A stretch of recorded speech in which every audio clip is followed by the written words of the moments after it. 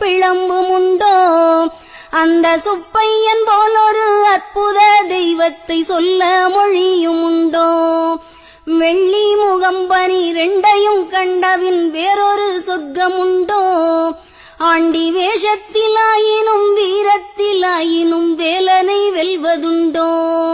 சித்தர் வணங்கிய சேவற்கொடியோனை சேர்ந்து பணிந்திடுவோம். அந்த சிக்கலிலாயினும் செந்திலாயினும் சென்று பணிந்திடுவோம். பக்தருக்கென்றே திறந்திருக்கும் தென் பழனியை கண்டுகொள்வோம். அங்கு பாலாபிஷேகமும் தேனாபிஷேகமும் செய்து பணிந்திடுவோம். செட்டி முருகன் எனும் பெயர் பெற்றவன் தண்டாயுதம் அல்லவா? அந்த சித்திரவள்ளியும் ஜாடையில் மற்றொரு செட்டி மகள் அல்லவா? கொட்டி